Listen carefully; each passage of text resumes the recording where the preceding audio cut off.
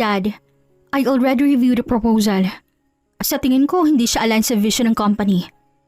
Kung ipipilit natin, baka tayo mismong malugi. Sa boardroom ng malaking kumpanya, nasa dulo ng mahaba't makintab na mesa si Don Ernesto na seryoso at malamig ang tingin. Sa kaliwa niya, nakaupo si Ivy. Kakatapos ang presentation, pero ramdam pa rin ang tensyon sa hangin. Ivy, you're still young. Akala mo ba dahil COO ka na, kaya mo nang lampasan ang experience ko? I'm not saying that.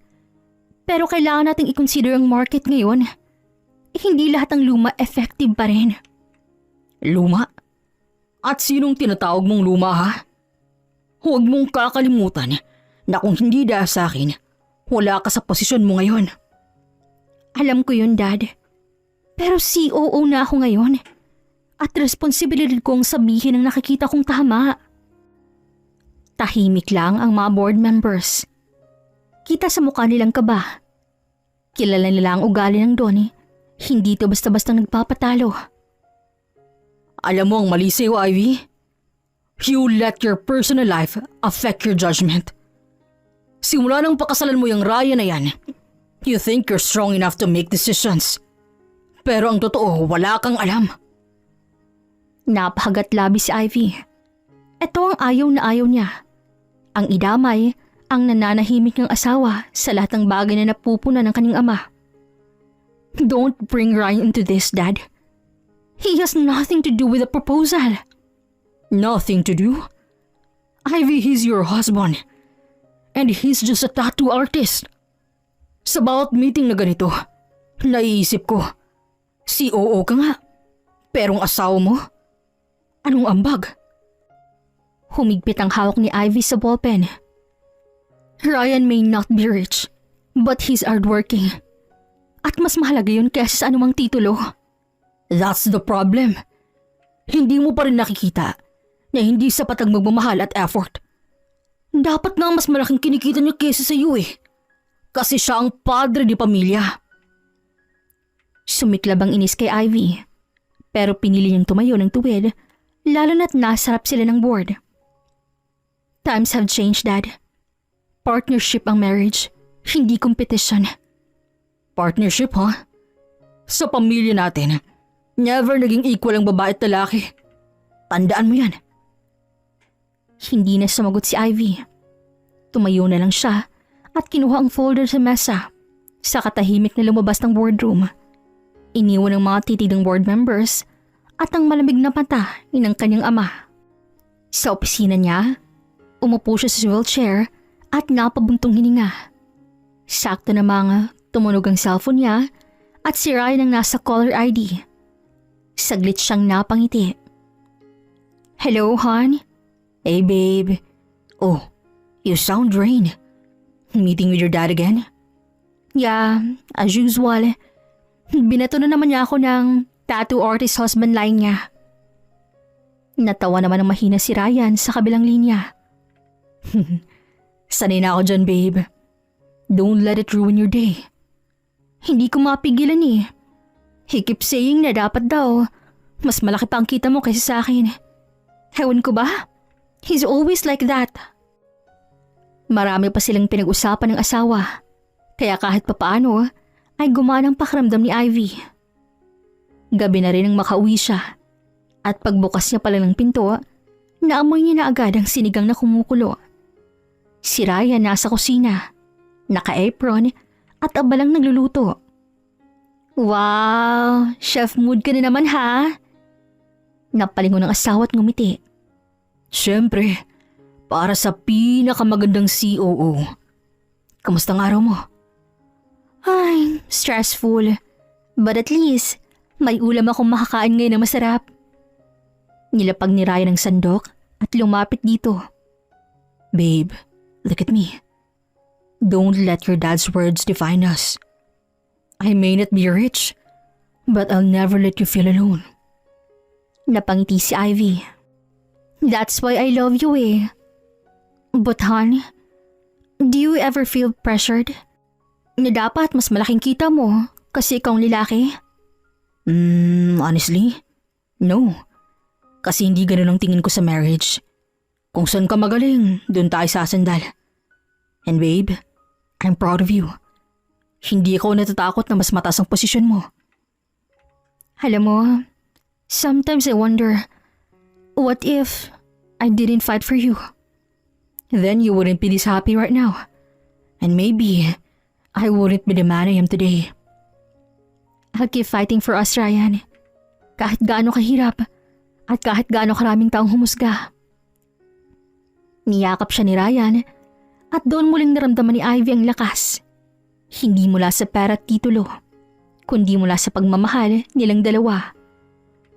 Kinabukasan, nakarobe pa si Ivy at nakaupo sa sofa habang humihigop ng kape. Hindi na muna siya papasok ng opisina. Ayaw niyang pumasok matapos ang nangyari kahapon sa boardroom. Maya-maya pa'y tumunog ang cellphone niya. Si Claire, ang assistant niyang tumatawag. Good morning, Ma'am Ivy. Nandito na po ako sa office. May board meeting po kayo at 10 a.m. Kasama po si chairman. Kailangan niyo pong nandoon. Claire, sabihin mo na lang na may emergency ako. Hindi ako papasok today. Pero ma'am, galit na galit po si Sir Ernesto. Kanina pa po siya naghahanap sa inyo. Then tell him I don't care. Wala akong ganang makita si Dad ngayon. Kung gusto niyong magalit, then let him. Ma'am, baka lalo lang pong lumala. Please, Claire. Cover for me today. Ako nang bahala bukas. Napabuntong hininga si Ivy nang matapos ang tawag. Ngunit saglit lang katahimikan yon bago muling tumunog ang cellphone niya. This time, ang mommy naman niyang tumatawag. Huminga muna siya ng malalim bago yung sinagot. Ivy, anak, nasan ka ba? Hindi ka raw pumasok. Galit na galit ang daddy mo. Of course galit siya. Kailan ba naman siya hindi galit sa akin? Anak, huwag kang ganyan. Alam mo namang mataas ang expectations ng daddy mo. Expectations? Mom, lagi nilang expectations. Kailan ba niya ako nakitang tao at hindi extension ng kumpanya niya? Lahat na lang ng gawin ko mali. Hindi naman ganun ang ibig niyang sabihin. He just wants the best for you. Best for me? Or best for him? Kasi kung best for me, dapat tanggapin niya kung sino at anong mahal ko. Pero hindi, mommy. Para sa kanya, mali ako. Kasi si Ryan ang pinili ko. Ivy, naiintindihan kong frustration mo. Pero sana naman intindihin mo rin siya. Malaking sakripisyo niya para sa pamilya. Mom, paano naging sakripisyong panilait sa asawa ko? Kahapon harap-harapan niyang sinabi na walang kwenta si Ryan. Na dapat mas malaking kita niya kaysa sa akin. Kasi siya raw ang padre ng pamilya. Sinabi niya yun? Yes, Mom. And I'm tired. Pagod na ako araw-araw marinig na hindi sapat ang asawa ko. Na hindi sapat ang choices ko. Na kahit COO ako, parang wala akong boses dahil anak lang ako. Anak, hindi mo kasi nakikita ang big picture. He's old-fashioned, yes. Pero mahalin ka niya.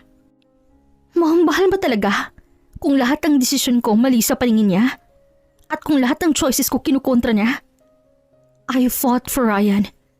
Pinaglalaban ko ang posisyon ko sa kumpanya. Pero para sa kanya wala pa rin akong kwenta. Ivy, don't say that. You're his only daughter. Exactly. I'm his only daughter. Pero bakit parang kaaway ang turing niyo sa akin, Mom? Sandaling natahimik ang kabilang linya. Huminga ng malalim ang ina bago nagsalita muli. Anak, please. Mag-usap kayo ng daddy mo. Don't avoid him. Kung hindi ka papasok ngayon, lalo lang siyang magagalit. No, Mom. For once, gusto ko namang maramdaman na may karapatan akong magdesisyon para sa sarili ko. Hindi ako robot. Hindi ako puppet ni Daddy. But you're part of this family, Ivy. At habang nandyan ka sa kumpanya, may responsibilidad ka. Responsibilidad? Uutang na loob, Mom. Kasi ako responsibilidad lang. Kaya ko eh. Pero kung utang na loob, hanggang kailan ko bababayaran yun? Hanggang mawalan ako ng kaligayahan? Tumulo ang luha sa pisngi ni Ivy. Ramdam niyang pangingiling ng kamay niya habang nakahawak sa telepono. Noon pa man, ay tutol lang ama sa relasyon nilang dalawa ni Ryan. Pero wala siyang pakialam. Basta't mahal niya, ipaglalaban niya. Ivy, Mom, I love you. Pero please, huwag mo na akong piliting pumasok ngayon. Hindi ko kaya. Ayoko munang makita si Dad. sige anak, hindi kita pipilitin. Pero tandaan mo, bawat araw na iniiwasan mo ang daddy mo, mas lalong lumalalim ang gap ninyo. At mahirap nang ayusin yan pag dumating ang panahon. I know, Mom. Pero right now, I need to breathe. Just let me breathe. At natapos na nga ang tawag. Nakatitig lang si Ivy sa kawalan, hawak-hawak ang cellphone. Sa likod naman, lumabas si Ryan mula sa kwarto na bagong gising. Lumapit ito at nakita ang luha sa mata ng asawa. Babe, what happened? I'm so tired, Ryan. Ang hirap ipaglaban ng sarili ko. Lalo na kung kalaban ko pa ang sarili kong ama. Hinaplos ni Ryan ang buhok niya at hinalikan siya sa noo. Babe, gusto mo bang sumama sa shop ngayon? Para kahit papaano, makalayo ka muna sa stress sa kumpanya. Sa shop? Ngayon? Oo, may 2 lang akong clients today. Tapos the rest, free time na. Baka makatulong kung makakita ka ng mga environment. Nag-isip sandali si Ivy bago napangiti ng konti. Okay, I'll go with you. Ilang oras ang lumipas, dumating na sila sa tattoo shop ni Ryan. Maaliwalas ang loob, may mga frame design sa dingding at may amoy ng tinta at disinfectant. Umupo siya sa gilid habang si Ryan ay inaasikasong isang client. Tahimik lamang siyang nakamasid. Hawak ng sketchpad na kinuha niya sa mesa. Ilang minuto pa, lumapit si Ryan. Babe, remember nung tinuruan kita last time? Gusto mo bang ulitin ngayon? Baka masira ko lang yung balat ng client mo. May practice skin tayo dito. Come on.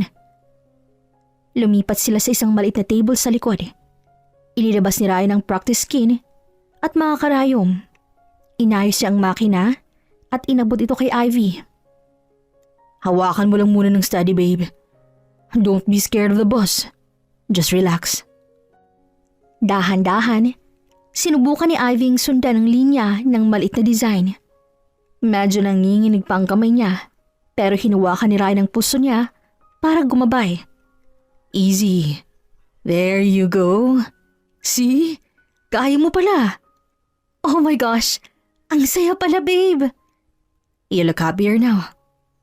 Oo, kasi dito walang expectations, walang board members, walang dad, walang pressure. Just me and you. Matapos ang ilang oras, natapos na ang session ng clients ni Ryan. Nasarap sila ng shop. Nagkakape habang nakaupo sa maliit na mesa. You know, hon, I realized something. Kahit CEO ako, kahit may posisyon at yaman ako, iba pa rin yung peace of mind na nararamdaman ko dito sa shop mo. Kasi ito yung mundo ko. Walang pretensions. People come here to tell stories through tattoos. Walang mataas o mababa. Pantay-pantay lahat. Sana ganun din sa kumpanya namin, no? Sana makita ng dad ko na hindi pera ang sukatan ng worth ng tao. Agad naman niyang hinawakan ng kamay ni Ivy. Babe, someday he'll see it. Ang importante, ikaw, huwag kang sumuko. Huwag mong hayaan na siyang magdikta kung anong dapat mong maramdaman. Thank you. Alam mo ba, feeling ko kung wala ka, baka bumigay na ako noon pa. Hindi ka bibigay. Kasi alam kong malakas ka. And I'll always remind you of that.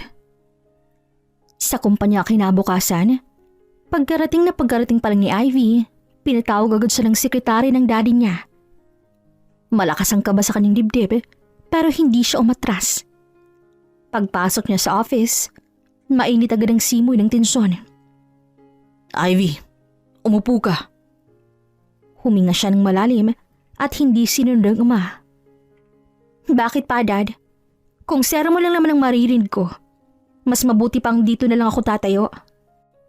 Don't you dare answer me like that. Alam mo bang pinaya mo ko kahapon? Meeting yun. Lahat ng directors at investors nandoon. At sinong wala? Ang COO ng kumpanya. COO ba talaga, Dad? O puppet lang na dapat sumunod sa bawat gusto mo? You're irresponsible. Ang laki ng tiwala ko nang ipwesto ka dyan. Tapos ganito lang ang gagawin mo? Wala ka na bang pakialam kung anong iniisip ng mga tao sa paligid natin, ha? Wala ba akong karapatang huminga man lang? Wala ba akong karapatang magdesisyon para sa sarili ko? Kahapon, Dad, hindi ako pumasok dahil ayokong makita kang parang walang nangyari pagkatapos ang lahat ng sakit na binigay mo. Sakit? Ako bang dahilan ng sakit mo? Huwag mong kalimutan na lahat ng to at lahat ng meron ka galing sa akin. Exactly, Dad. Lahat galing sa'yo. Pero kailan naging akin? Kailan naging ako? Palagi na lang ikaw. Lahat ng kilos ko, bawat galaw ko, kailangan ayon sa plano mo. Hindi ba pwedeng ako naman? Sa galit ng Don, ay napatayo ito. You're too emotional, Ivy. Kung lahat ng desisyon mo base lang sa nararamdaman mo, wala kang mararating. Business is not about feelings. It's about results. Results? So ako, result lang din? Result ang vision mo, ng pride mo, ng image mo? Alam mo ba, Dad? Minsan pakiramdam ko hindi ako anak, kundi project mo lang. Enough, Ivy. Don't disrespect me in my own office. Hindi to disrespect, Dad. Ito ang totoo. You raised me to be perfect in your eyes. Pero hindi ko na kaya. Kahapon lang pinili kong sumama sa asawa ko sa shop namin. Doon ako nakahinga. Doon ko naramdaman na ako si Ivy. Hindi lang COO. Hindi lang anak ng malakas na businessman. Kundi ako mismo. Napangisi ang Don. Shop? You mean that dirty tattoo shop? Nakakahiya ka, Ivy. Anak kita. COO ng kumpanya ko. Tapos maglalagi ka lang sa shop na amoy tinta at mga taong walang patutunguhan. You don't get it, Dad. Doon ako masaya. Doon ako natutong hawakan ng kamay ko at gumawa ng art. Hindi lang ng profit. Ryan taught me. And for the first time, I felt proud of myself. That's a waste of time. Walang saysay ginagawa mo. Walang saysay ba? Or natatakot ka lang na makita mong kaya kong maging masaya sa isang mundong wala ka? Sandaling katahimikan ang namutawi sa paligid. Pareho silang lumakas ang paghinga. Ivy, makinig ka. Isa lang ang dapat mong tandaan. Ikaw ang susunod sa akin kaya wala kang choice. Dad, buong buhay ko yan ang naririnig ko. Pero ngayon gagawa ko ng choice ko. Anong ibig mong sabihin? I quit. Ayoko nang maging COO mo. Namilog ang dalawang mata ng Don at marahang hinampas ang mesa. What? Are you out of your mind? Hindi. Sa wakas nasa tamang isip na ako. Ayoko nang maging parte ng kumpanyang kumakain sa pagkatao ko. You ungrateful child. Lahat ng to ginawa ko para sa'yo tapos iiwan mo ako? Hindi para sa akin, Dad. Kundi para sa pangalan mo. Para sa ego mo. Hindi ko na kayang mabuhay sa anino mo. You'll regret this, Ivy. Mark my words. Babalik ka rin dito. Luluhod ka sa harap ko at hihilingin mong ibalik kita. At kapag nangyari yon, I won't accept you. At sa oras na lumabas ka sa pinto ng office ko, tinatakwil na kita bilang anak ko. Sandaling katahimikan ang namutawi. Parehong mabigat ang paghinga nila. Ang daddy niya, nanlilisik ang mga mata. Pero si Ivy sa unang pagkakataon, naramdamang bigat na nabawasan sa kanyang dibdib. Tumindig siya ng tuwid, tsaka lumakad papalabas ang opisina ng hindi lumilingon. Nang magsara ang pinto, narinig pa niyang huling sigaw ng daddy niya. You're making the biggest mistake of your life. Gabi na. Pagod at mabigat ang dibdib ni Ivy pag uwi mula opisina. Tahimik siyang pumasok ng kwarto nila. At doon niya nakita si Ryan na nakahiga sa kama. Nagbabasa ng maliit na sketchbook ng tattoo designs. Nang makita niya si Ivy, agad niyang binaba ito. Love, anong nangyari? Mukha kang pagod na pagod ah. Nagugutom ka na ba? Teka, Nag-quit na ako, Ryan. Napahinto si Ryan sa narinig at tiningnan ng asawa. Quit? Ibig sabihin sa kumpanya? Oo. Kanina, pagkatapos ng meeting namin ni Dad. No, hindi pala meeting. Sagutan yon. Hindi ko na kinaya. Sinabi ko sa kanya na ayoko na. Ayoko nang maging COO. Ayoko na sa mundo ng palaging kontrolado niya. Napaluha si Ivy at agad nang tinakpan ng kamay ang mukha niya. Sorry, Ryan. Sorry kung pabigla-bigla akong nagdesisyon. Agad naman siyang hinila ni Ryan palapit at niyakap ng mahigpit. Uy, love. Shh. Tigilan mo na yung kakasorry mo. Wala kang dapat ihingi ng tawad. Love, tingnan mo ako. Hinawakan niyang pisngi ni Ivy para magtama ang kanilang mga mata. Para saan pa ba't nagpakasal tayo kung hindi kita bubuhatin sa mga panahong ganito? Hindi kita hahayaang mag-alala na parang wala na tayong bukas. Ako nang bahala. Malaki naman ang kinikita ko sa araw-araw sa shop. Kung sasapat yun para sa atin, bakit hindi? Kung kailangan na racket pa ako ng iba. Designs, collabs, kahit extra tattoo sessions. Kayang-kaya ko. Hindi kita hahayaang magutom, love. Nandito ako at responsibilidad kita. Sorry, Ryan. Sorry talaga. Tigilan mo na yung kakasorry mo. Hindi mo kailangang mag-sorry. Ang kailangan ko lang, ikaw. Bago pa makapagsalita ulit si Ivy, hinaplos ni Ryan ang buhok niya at dahan-dahang hinalikan.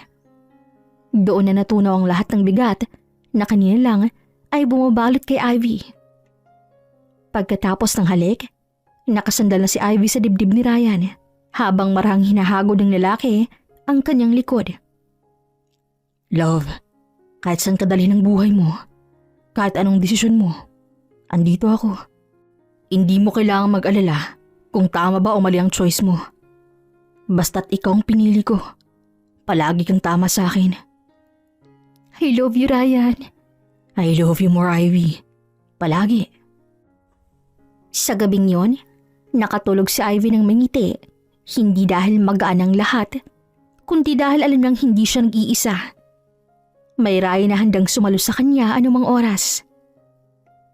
Lumipas ang ilang araw mula nang mag-resign si Ivy. Sa kabila ng bigat ng desisyon niya, naging magaan naman ang pakiramdam niya dahil suportado siya ni Ryan. Masaya silang dalawa sa simpleng buhay. Nagluluto si Ivy ng hapunan, tumutulong siya paminsan-minsan sa shop, at gabi-gabi, sabay silang nanonood ng pelikula bago matulog. Simple lamang yon pero sapat na. Hanggang isang gabi, habang nag-aayos sila ng mesa para sa dinner, biglang may kumatok sa pinto.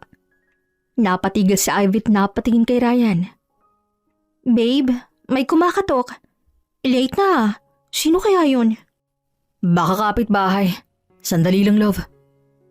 Binuksan ni Ryan ang pinto at bumungad ang isang babaeng nakaduster. May dalang maliit na tray ng ulam. Maputi, maayos ang buhok at nakangiti. Hi, good evening. Sorry kung storbo ha. Ako nga pala si Helen, bagong lipat sa tapat ng bahay ninyo. Nagulat si Ryan at napating sa bahang tinutukoy nito. Doon niya nga nakita na may ilaw na doon. Hello, good evening din. Ako naman si Ryan. Inabot dito ang tray. Eto, konting ulam lang, adobong pusit. Naisip ko kasi since kapitbahay na tayo, mas okay kung makilala ko agad ng ka-close. Ayoko kasi nang may kaaway sa paligid eh. Lumabas naman si Ivy mula sa kusina. Hawak ang kutsara, tinidor at napatitig kay Helen. Han? Sino siya? Bagong lipat siya sa tapat daw, hon. Hi, I'm Helen. Kakalipat ko lang dyan sa tapat. Oh, hello. Ako si Ivy, asawa ni Ryan. Ay wow, ang ganda mo naman Ivy. Ang swerte ni Ryan. Anyway, eto tanda ng pakikipagkaibigan ko. Sana tanggapin ninyo. Salamat. Hindi ka na dapat nag-abala pa. Ngumiti si Helen at umikot ang tingin sa loob ng bahay bago muling nagsalita. Sige, hindi ko na kayo storbohin. Pero next time ha, baka makakain tayo together minsan. Gusto ko sanang makilala kayo lalo. Tingnan natin. Pagkasara ng pinto, agad na bumutong hininga si Ivy at napatingin kay Ryan. Babe, nakita mo ba yung ngiti nun? Yung parang, ewan? Love, friendly lang siguro. Bagong lipat eh. Baka gusto lang makipag-bonding. Friendly? Babe, that's not friendly. That's flirty. Kita ko sa paraan niyang tumitig sa'yo. Ay nako, sa isip mo lang yan. Don't worry, ikaw lang ang asawa ko. Aba dapat lang. Kasi kung hindi, ipapatato kong mukha ko sa noo mo. Para araw-araw mong maalala kung sino ang boss, no? Ikaw talaga, love. Sige na, kain na tayo bago pa lumamig ang food. Kinabukasan, maagang gumising si Ivy. At habang nasa shop si Ryan, abala din siya sa pagwawalis at paglililis ng sala. Pero habang nag-aayos ng kortina, biglang may kumatok sa pinto. Napahinto siya at napabuntong hininga. Pagbukas siya ng pinto, bumungad si Helen na ngayon naka-makeup na. Naka-red lipstick at suot ang maikling dress na halos hindi nasakupin ng tela ang hita. May dala ulit itong pagkain sa maliit na Tupperware. Hi Ivy! Good morning kapitbahay! Eto, maniluto akong kaldereta. Sobra kasi kaya naisip kong i-share na lang. Napatingin si Ivy dito mula ulo hanggang paa. Nagtaas ang kilay sandali bago ngumiti ng pilit. Good morning din. Sige, pasok ka muna. Pasensya na ha, medyo magulo pa. Naglilinis pa kasi ako eh. Ano ka ba? Okay lang. Pagpasok ni Helen, naupo ito agad sa sofa na parang sanay na. Habang si Ivy naman ay dinala ang Tupperware sa mesa. Ramdam agad ni Ivy ang amoy ng matapang na pabango ni Helen na kumalat sa buong sala. So, kamusta? Nakakapag-adjust ka na ba dito sa lugar? Medyo. Mabait naman ang mga tao rito. Simple lang ang buhay. Mas magaan compared sa dati kong tinitirhan. Ganun ba? Saan ka ba before nakatira? Sa may Eastville. Medyo mataas sa lugar yun. Maraming inggitera. Inggitera? Oo. Alam mo naman, kapag maganda ka at maayos ang katawan mo, tapos marunong ka pang makisama, madalas ka talagang pagselosan. Hindi ko naman kasalanan kung tingnan ako ng mga tao ng ganun, no? Kaya ayun, I've decided na lumipat na lang. Fresh start, kumbaga. Ganun pala. At saka gusto ko rin yung mga kapitbahay ko close sa akin. Ayokong nang may distansya. Feeling ko, mas masarap ang buhay kapag lahat magkakaibigan. Di ba? Tama ka naman. Pero syempre, iba-iba rin kasi ang ugali ng tao. Hindi lahat gusto laging may kahalubilo. Ay nako, hindi ako sanay sa tahimik. Kaya nga naisip ko, dito ako lilipat. Kasi mas open ang mga tao. At syempre, gusto kong makilala ng mabuti ang mga kapitbahay ko. Lalo na yung magagandang couple, na tulad niyo ni Ryan. Speaking of, don't get me wrong ha. Ang gwapo ng mister mo. Tapos ikaw maganda rin. Bagay na bagay kayong dalawa. Salamat. Oo, bagay kami. Kasi mahal na mahal namin ang isa't isa. Saglit na natahimik ang paligid. Si Helen, nakangiti pa rin pero parang hinahamon ang titig ni Ivy. Si Ivy naman, nananatiling compose kahit medyo naiirita na siya. So, wala ka bang kasama dito sa bahay maliban kay Ryan? Wala, kaming dalawa lang. So, wala pa kayong anak? Matagal na ba kayong kasal? Napahinto sandali si Ivy. Bahagang nanigas ang kanyang mga daliri habang hawak ang baso ng tubig na inialok niya. Hindi niya gusto ang tono ng tanong ni Helen. Ngunit sa halip na magpa-apekto, mas pinili niyang maging kalmado. Wala pa. Hindi naman kasi namin minamadali eh. Kung darating sa tamang panahon. For now, masaya kami sa buhay naming dalawa. Ganun ba? Kasi yung iba unang taon pa lang ay na agad. May baby na. Pero siguro tama ka rin. Baka nga mas magandang mag-enjoy muna kayo. Kaso alam mo na, minsan ibang tingin ng tao pag walang anak. Lalo na kung matagal ang kasal. Naramdaman ni Ivy ang bahagyang sarkasmo sa boses nito. Ngunit, pinanatili niya pa rin maging mahinahon ng tono. Hindi ko naman iniintinding sasabihin ng ibang tao eh. Ang mahalaga, kami ni Ryan, masaya't buo. Sandaling natahimik si Helen. Pagkatapos ay tumawa ng mahina. Well, that's nice. By the way, anong work ba ni Ryan? Kasi nung una ko siyang makita, sabi ko, parang ang tapang ng aura. Hindi ko tuloy alam kung anong trabaho niya. May tattoo shop siya. Siyang may-ari at siya mismong gumagawa. Kilala na rin siya sa mga kliyente niya kasi magaling talaga. Nagtaas ang kilay si Helen na halatang naging interesado. Oh, tattoo artist pala siya. Wow, ang astig naman nun. Kaya siguro ang macho ng dating niya, no? Ang dami sigurong babaeng nagpapatattoo sa kanya, no? Siguro may mga lumalandi rin. Bahagyang kumisot ang labi ni Ivy, ngunit mabilis niyang tinakpan yon ng mahinahong ngiti.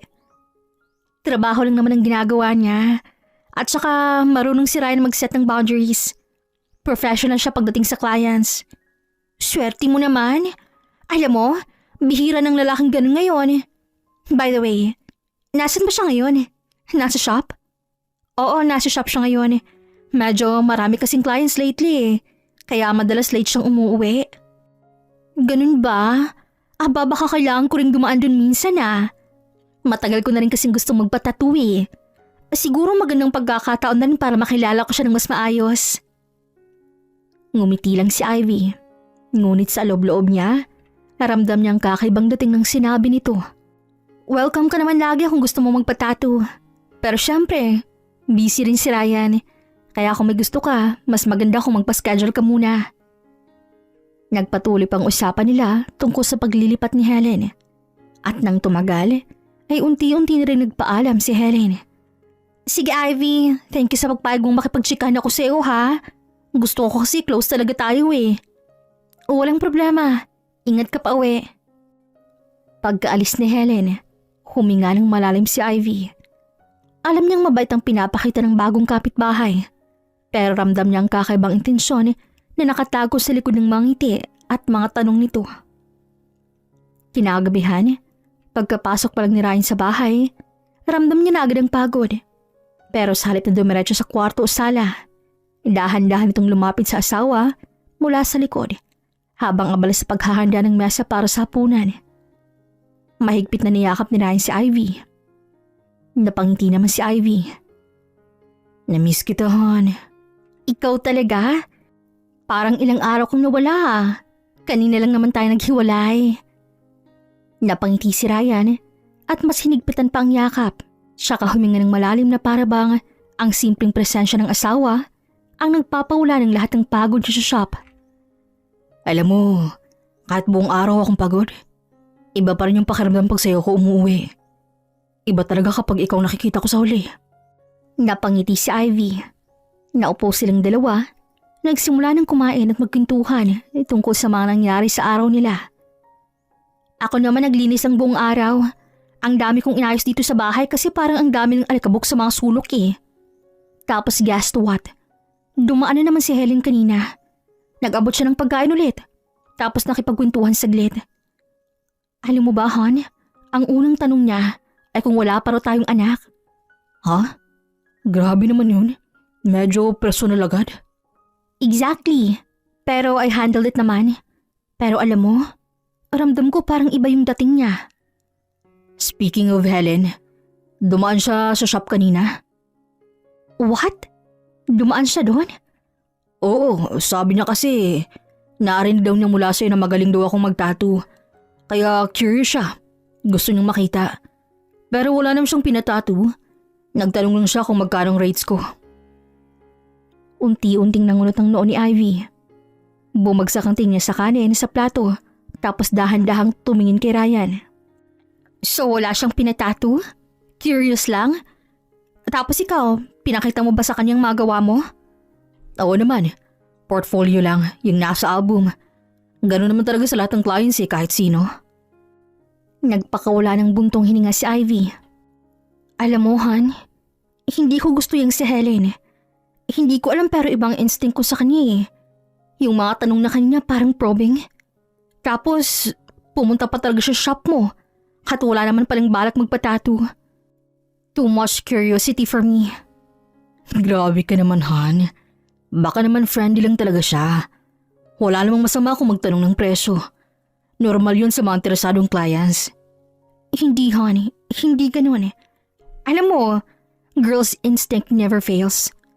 Ang lambing ng magsalita at halata sa mga kilos niya. I know what I felt. Hindi siya curious lang sa tattoo. Curious siya sa'yo. Natahimik si Ryan sandali habang nakatitig sa asawa na bahagyang natatawa pa rin. Kung ano man ang inisip mo, huwag ka nang mag-alala. Kahit sino pa yan, kahit gaano pa siya kaganda o ka-sexy. Ikaw lang ang gusto ko. Ikaw lang ang asawa ko. Kaya nga pinakasalan kita kasi alam kong wala nang iba. I know, honey. Hindi naman kita pinagdududahan Iba nga lang tong si Helen. Parang sobra naman kung makihalubilo. Kanina nga inamin pa niya na kinaiingitan daw siya sa dati nilang lugar. Kasi daw masyado siyang friendly. Friendly bang tawag doon? Flirty mas bagay. Baka naman yun talagang personality niya. Pero sige, kung hindi ka komportable hindi ko rin siya papansanin. Basta tandaan mo, wala kang dapat ipag-alala. Ikaw lang, Han. Ikaw lang palagi. Lumambot ang ekspresyon ni Ivy. Ramdam niyang sincerity sa bawat salita ni Ryan. Kaya dahan-dahan siyang tumayo, lumapit sa asawa, sabay upo sa tabi nito. Thank you, hon. Sorry kung parang sobra na ako kung mag-isip minsan ha. Ayoko lang kasi may umaaligid sa'yo Ayoko ng gulo. Simple lang gusto kong buhay natin. Hinalikan ni Ryan ang tuktok ng ulo ng asawa, sabay hinaplos ang buhok nito. Walang kaso yun. Mas mabuti na rin yung aware tayong dalawa. Basta promise ko, walang makakasira sa atin. Sapat na sapat ka na para sa akin. Napangiti si Ivy. Araw ng Biyernes, tahimik ang tattoo shop nang dumating si Helen. Kakatapos ang nirain sa isang client, kaya nakapaglinis na siya ng mess at nakaupo sa wheelchair habang nag-aayos ng sketchbook. Nang bumukas ang pinto, agad niyang inangat ang tingin at nakita si Helen na may maayos ngayon ang itsura. May pulang lipstick, makintabang buhok, at suot ang isang blouse na manipis at shorts na halos hindi natatakpan ng hita. Hi Ryan! Nakastorbo ba ako? Good afternoon. May appointment ka ba ngayon? Wala naman Curious lang ulit. Naalala mo yung rates na tinanong ko last time? Iniisip ko pa rin kasi kung anong bagay sa akin Saglit na natahimik si Ryan. 2 beses itong pumupunta ng walang malinaw na intensyon. Kaya agad niyang naalala ang sinabi ng asawa. Kung wala ka pang siguradong design, mas mabuti sigurong next time ka nilang bumalik. Sayang kasing oras kung hindi ka pa decided Napahagat si Helen sa labi. So pinaalis mo na ako? Fine. May gusto na akong ipatato. Bulaklak, maliit lang. Dito banda. Sabay turo sa kanyang dibdib na bagyang inangat pa ang blouse na para bang pinapasilip. Sanay na si Ryan sa gantong klase ng clients. Marami na nagpapatato sa mga sensitibong bahagi ng katawan. Pero iba ang kilos ni Helen. Okay, walang problema. Pero kailangan naka-cover ka ng maayos. Ikaw lang naman makakakita, di ba? Kampante naman ako sa'yo. Umiling si Ryan at kinuha ang sketchpad. Pinili niyang ibalang atensyon sa trabaho. Habang naguguhit siya ng simple at eleganteng floral design, naramdam niyang tingin ni Helen hindi umaalis sa kanya. Ryan, curious lang ako. Anong type mo sa babae? Napahinto siya saglit.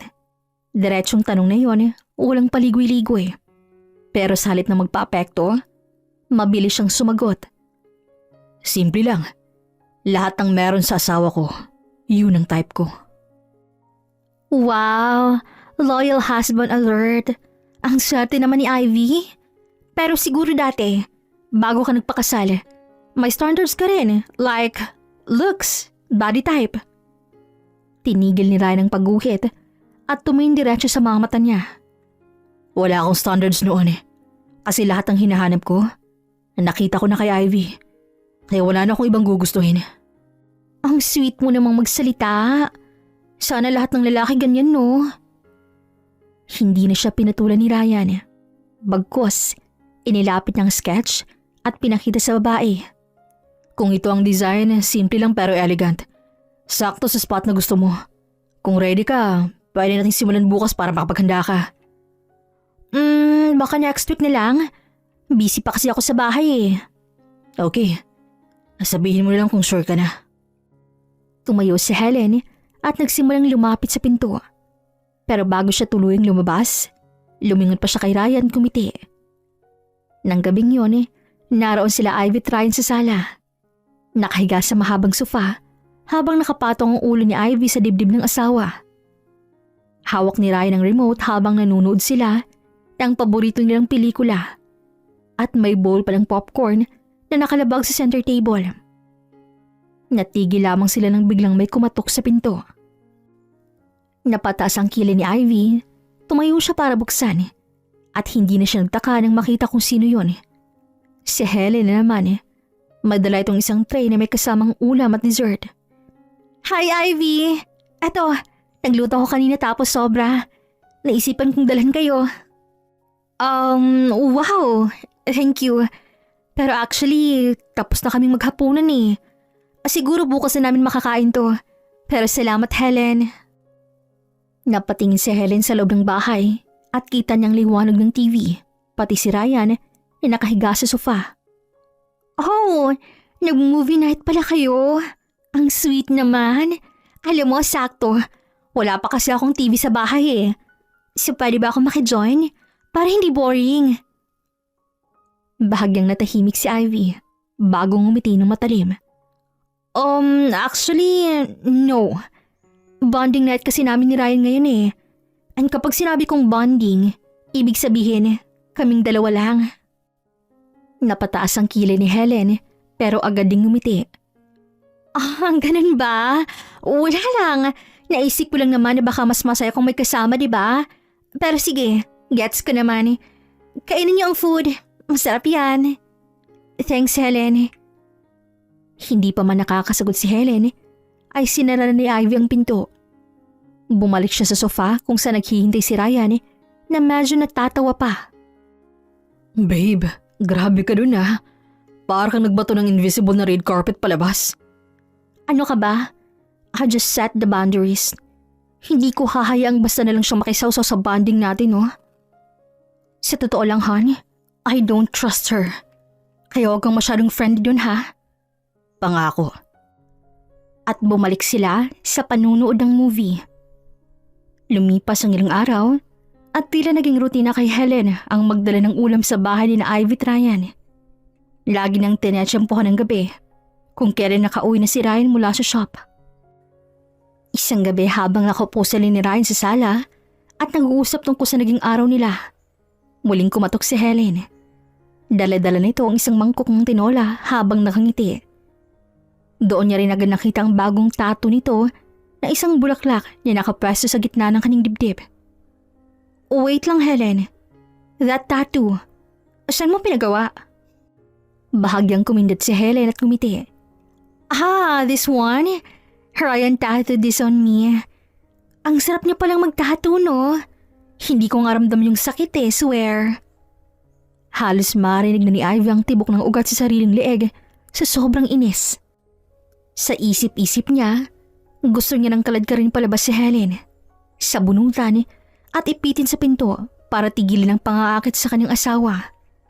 Pero kahit umaapoy ng dugo niya, pinilit ni Ivy ang sariling ngumiti. Oh, really? Well, talagang magaling talagang asawa ko. Kaya nga I'm so proud of him eh. Yeah, lucky you. Not everyone gets to have a husband who's talented with his hands, ha? Of course. And those hands are only mine, Helen. Kaya I suggest, enjoy your tattoo. Cause that's the closest you'll ever get. Natahimik si Helen. Kaya doon na tumikhim si Ryan na nasa likod na rin ni Ivy. Thanks sa food, Helen. But I think kailangan na namin magpahinga ni Ivy.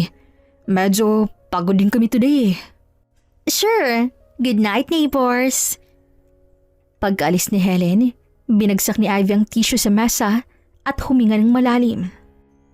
Kung hindi lang talaga ako classy, swear, kanina ko pa siya dinurog dito sa sala. Hon, relax. Seryoso ha, Ryan? Sino bang mas malaki sa amin? Ha? Babe? Nag-enjoy ka rin ba kakatingin sa dibdib niya habang ginagawa mo yon? Sabihin mo na. Babe, come on. Ilang clients na bang nagawan ko ng ganyang placement sa tattoo? Alam mo yun. And remember, bago ko pa to ginagawa dati, lagi akong nagpapaalam sa'yo. At ikaw mismong nagsabi na okay lang. Kaya ginagawa ko until now. At saka wala naman akong special treatment kay Helen. Client na talagang turing ko sa kanya.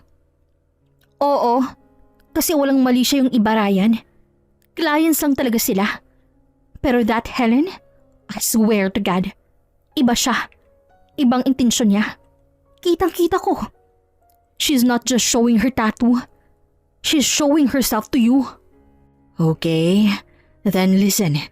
Hindi ko na siya tatanggapin bilang client. At anong sabihin niya kahit magkano pang bayad. No more, Helen. Napatingin si Ivy sa kanya at bahagyang lumuwag ang dibdib sa narinig. Promise me, Ryan. Ayoko nang marinig pa na nandun na naman siya sa shop mo. I'm serious. Promise. Your peace of mind is more important than any client. Lalo na kung siya pa yun. Sa wakas, medyo kumalma na si Ivy. Napalunok siya sabay umupo sa sofa at nag-ayos ng buhok. Good. Kasi babe, I swear, once na mahuli ko siyang lumalapit ulit sa'yo, baka hindi na talaga ako makapagpigil. And I don't want that to happen. Kaya mula ngayon, tapos na. Walang Helen sa shop, walang Helen dito sa bahay. Tayo lang, babe. Ikaw lang. Lumipas ang ilang araw. Akala ni Ivy na natapos ang pakikialam ni Helen, lalo na't malinaw ang sinabi ni Ryan na hindi na siya tatanggapin sa shop. Pero isang hapon habang inaayos ni Ivy ang mga bulaklak sa paso sa veranda, muling nagtungo si Helen sa bahay. Hi Ivy, napadaan lang ako. Galing kasi ako sa shop ng asawa mo eh. Sa shop ni Ryan? At anong sadya mo doon? Well, bala ko sanang magpatato sa likod. Isang malaking design para bongga. Pero guess what? Tinanggihan ako ni Ryan. Alam mo kung bakit? Sabi niya kasi, ikaw daw masusunod kung sino lang tatanggapin yung clients. Then that settles it. Magpatato ka na lang sa iba, Helen. Marami namang tattoo artist dyan, di ba? Hindi naman si Ryan lang ang magaling. Are you jealous? Or are you insecure? Dahil bukod sa di mo na tinatanggap ang mga dala kong ulam, parang kaawa na rin ang tingin mo sa akin. Kasi kung hindi ka insecure at may tiwala ka sa asawa mo, hindi ka magpapakapraning gaya ngayon eh. Jealous? Insecure? Hindi, Helen. I'm just being wise. Kasi may malaking pagkakaiba ang tiwala at pagiging tanga. Hindi ako natatakot mawala ng asawa. Kasi hindi ko kailangang ipaglaban si Ryan sa kahit kanino. He already chose me. And he chooses me every single day. Kung talagang secure ka, bakit ka nagsiset ng rules kung sino ang clients niya? Hindi ba parang kontrolado mo na ang galaw niya? Correction. It's not about controlling him. It's about protecting what we built. Hindi ko siya pinipigilan sa passion niya, Helen. Ako pa nga una nag-push na magalayo siya ng sariling shop eh. Pero pagdating sa mga taong may ibang intensyon, I have every right to draw the line. As his wife, that's my privilege. And that's his promise to me. Wow! So ibig sabihin hindi na ako welcome sa circle niyo? Hindi ko kailangang magsalita para doon. Ikaw na mismong nagtatakda ng hangganan sa sarili mo. Ang paraan ng kilos mo, ng mga salita mo, hindi bagay sa isang taong naghahanap ng nakaibigan o kapitbahay. Kaya kung gusto mong i-prove na mali ako, then start acting like one. Hindi porket asawa ka niya ay kaya mo nang diktahan ng buong mundo niya. Hindi ko dinidiktahan ng mundo niya, Helen. Pero kung iniisip mong may puwang ka pa sa mundo namin, I'll stop you right there. There's no space for you here. Natigilan si Helen at hindi na nakapagsalita. Tumalikod ito at umalis ng padabog. Pagkatapos ang mainit na sagutan nila ni Helen, unti-unting nanumbalik ang katahimikan sa araw-araw na buhay ni Ryan at Ivy. Sa kabila nito, may bakas pa rin ang bigat sa dibdib ni Ivy, lalo na tumatak sa isip niya ang mga salitang binitawan ni Helen. Paulit-ulit yung nag-e-echo sa kanyang isipan. Alam nang hindi siya ganon. Pero sa likod ng kanyang matatag na pananalita at mahigpit na paninindigan, may maliit na bahagi sa kanyang tinatamaan sa mga salita ni Helen. Kaya isang gabi habang nakahiga sila ni Ryan sa kama, doon na siya nagsalita. Honey, can you accept Helen again as your client? Napalingon naman agad si Ryan na halatang nagulat din sa sinabi niya. Ha? Bakit naman? No need na. Ikaw mismong nagsabi dati na wag na. Kaya sinunod ko.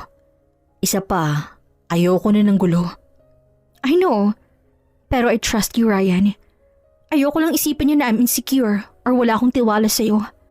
Kung tatanggihan mo siya totally, baka isipin niyang natatakot ako o naiinggit ako sa kanya. Hon, you don't need to prove anything to anyone. Alam ko kung sino ka. Wala akong pakialam kay Helen o sa mga sinasabi niya. Ikaw lang importante sa akin. Please, Ryan. Accept her kung may ipapatato lang talaga siya. Nothing more, nothing less. Gusto kong ipakita na kaya kong panindigan yung tiwala ko sa'yo kahit nandyan siya. Basta huwag ka lang lalampas sa linya. Umiling si Ryan, saka hinalikan siya sa noo. Alam mong ayokong nagagalit ka. Pero sige, if that makes you feel better, susundin ko. Pero malinaw lang ha, ikaw pa rin ang boss ko. Napangiti si Ivy at pumikit. At sa gabing yon, mas pinatatag nilang tiwala nila sa isa't isa. Hapon niyon, nasa bahay si Ivy mag-isa nang biglang may kumatok.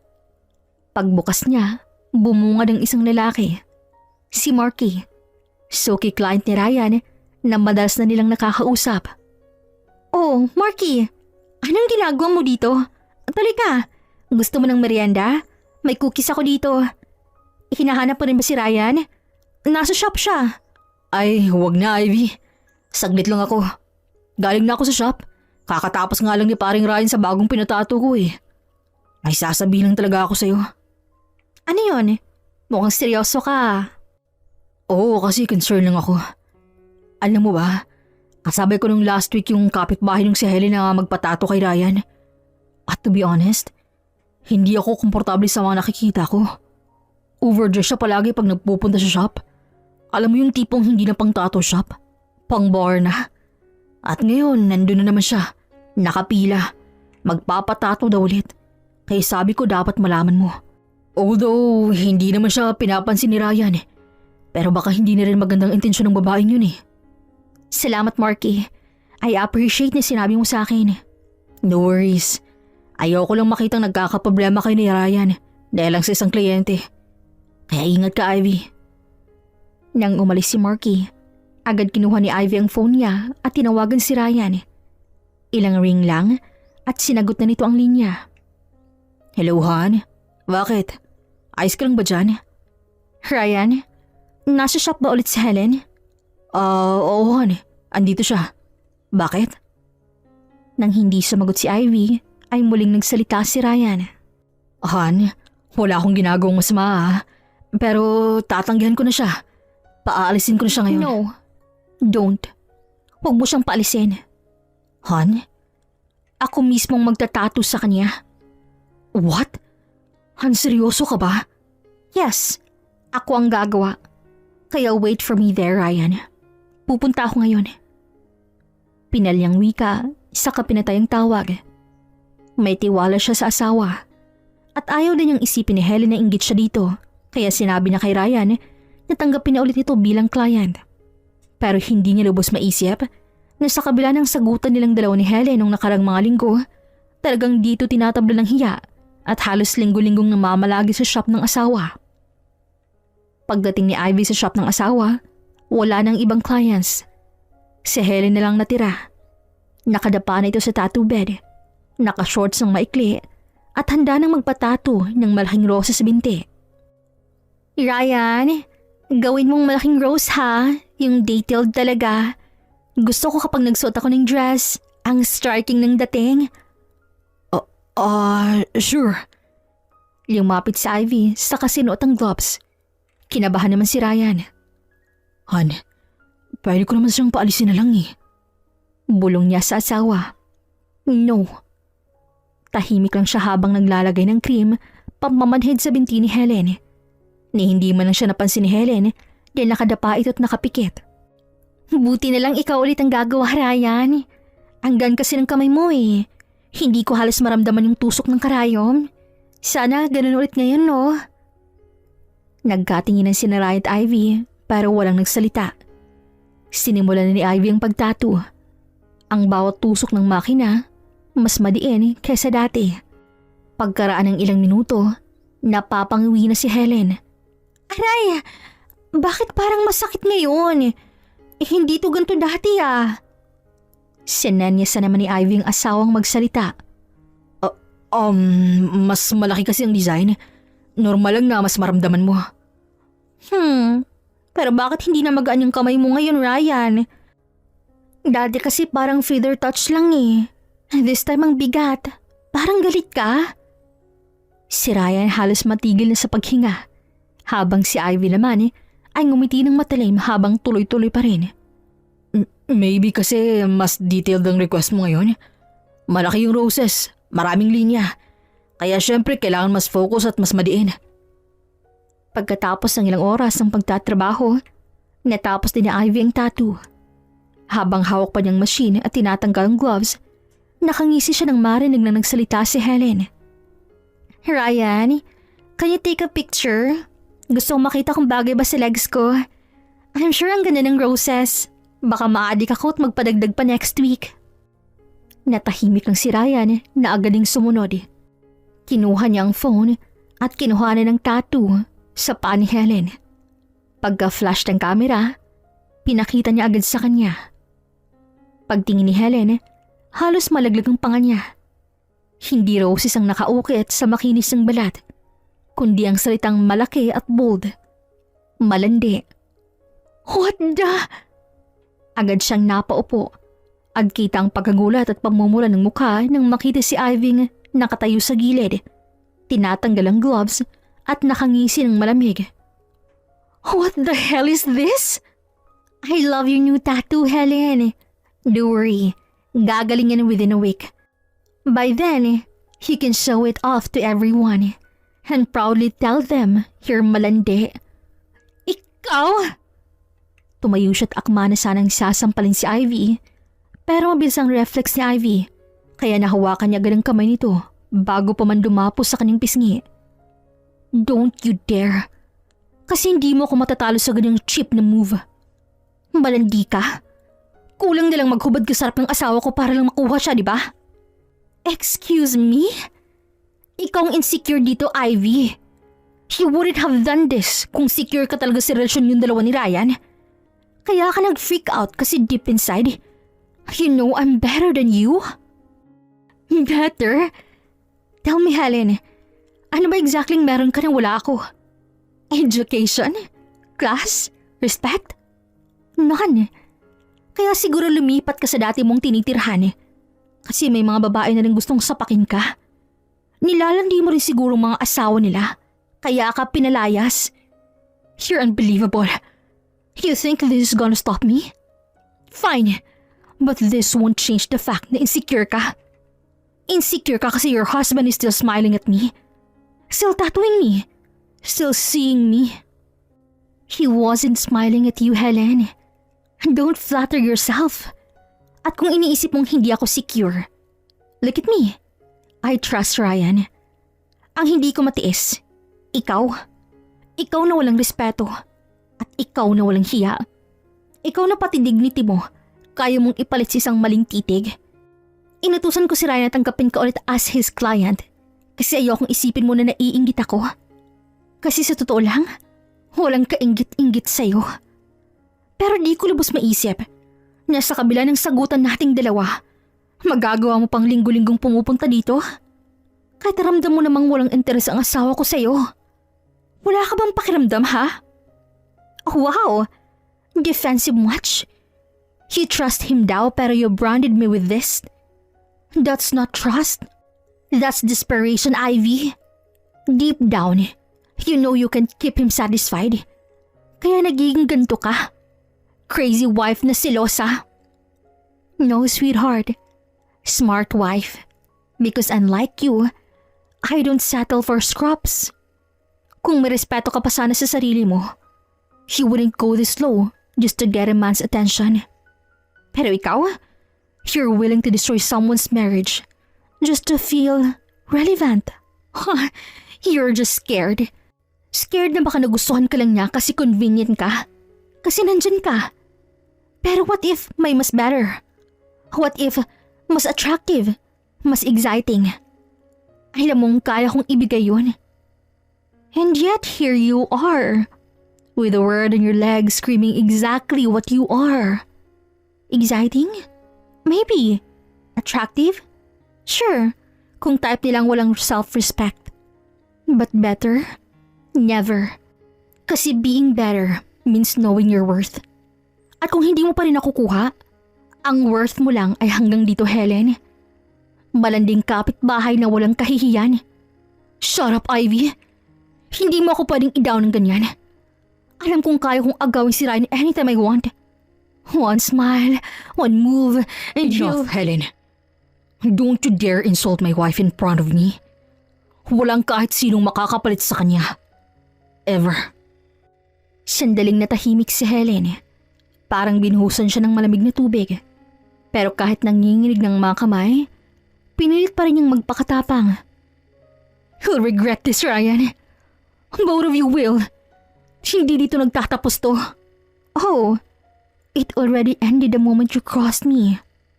Good luck explaining that to your next boyfriend. Kung may magkaka-interest pa after they read what's written in your skin. Nang makalis si Helen, doon na nakahinga si Ivy ng maluwag. Babe, breathe. Chill ka muna. Sana pala di nilang ako nakinig sa'yo na tanggapin siya ulit eh. Siyempre, dahil plano ko yun.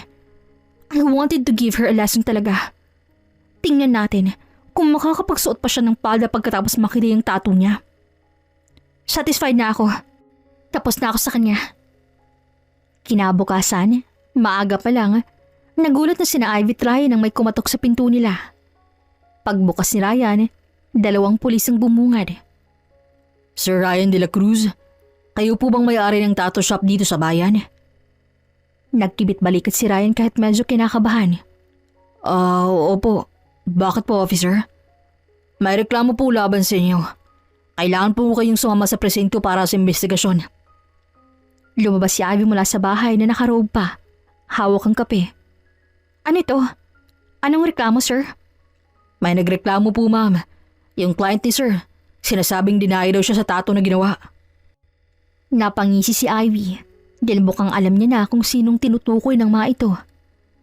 Ay nako, I knew it. Let me just change. Sasama ako. Pagdating nila sa station, naroon na si Helen.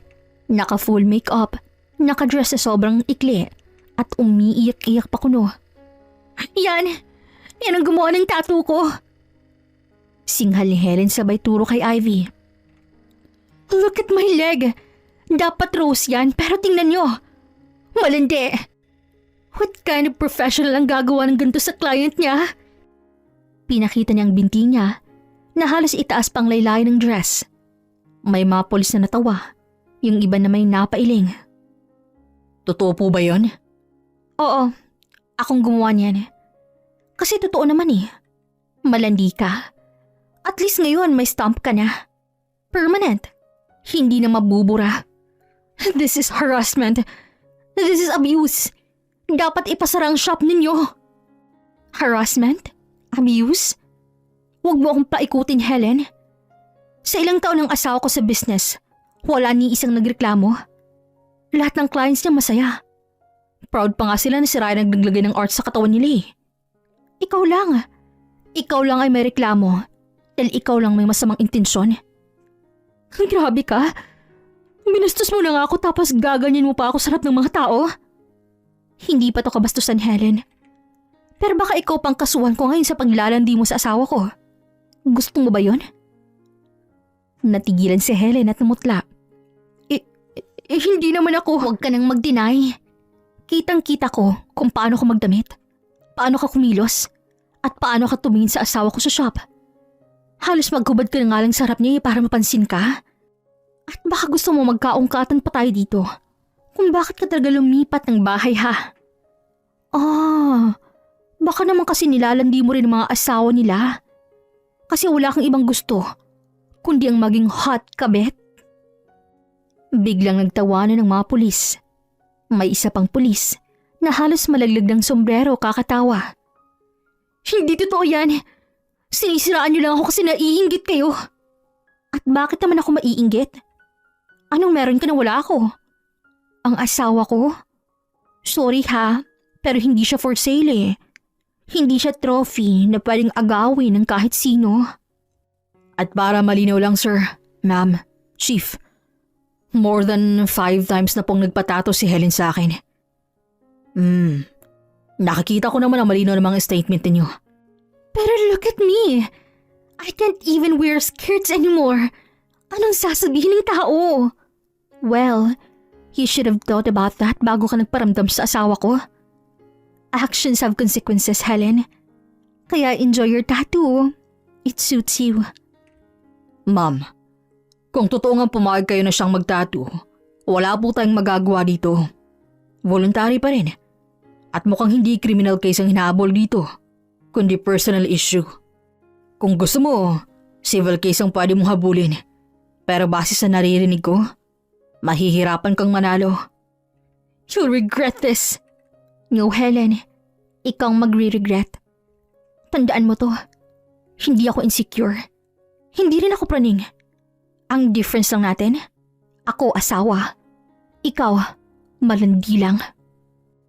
Nagsigawan at nagtawanan na naman ng mga pulis.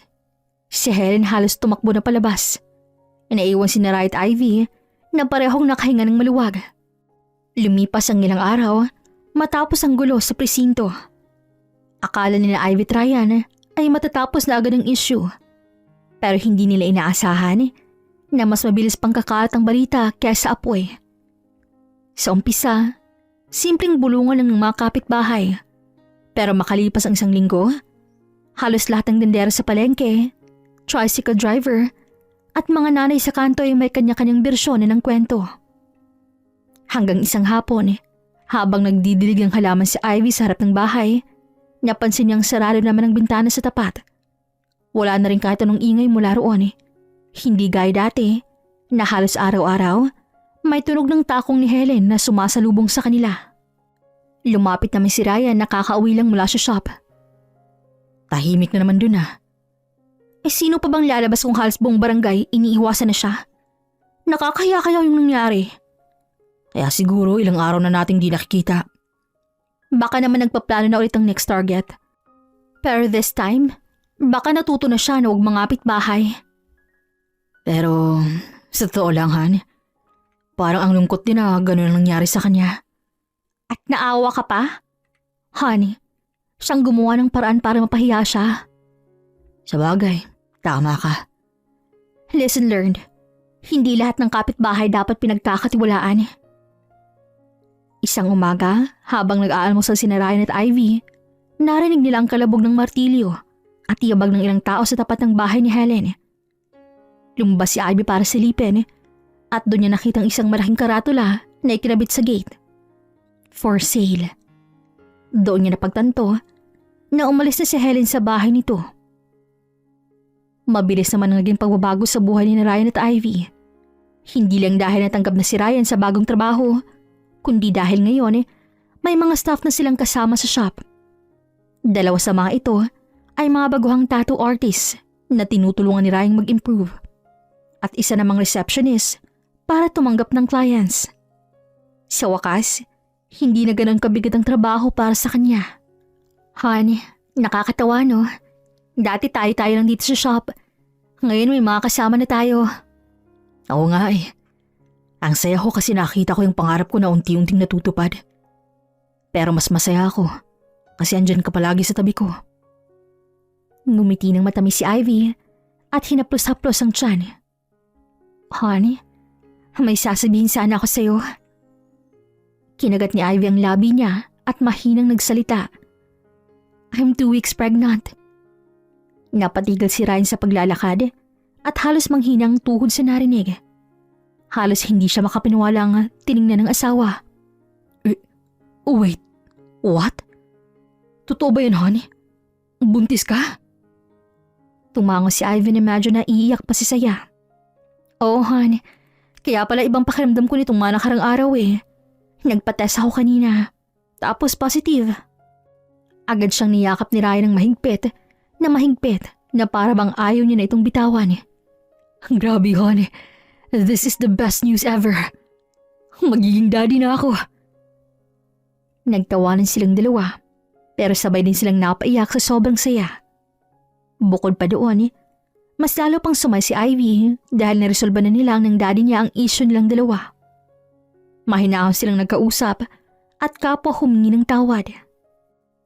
Hanggat maaari kasi ay gusto niyang bago maisilang kanilang munting anghel ay wala na silang samaan ng loob. Kaya sa ngayon, wala na silang mahihiling pa. Handa na sila sa bagong kabanata ng buhay nila. Hanggang dito na lamang po. This is Regine here in Miss Teen Stories. Daghan kayong salamat!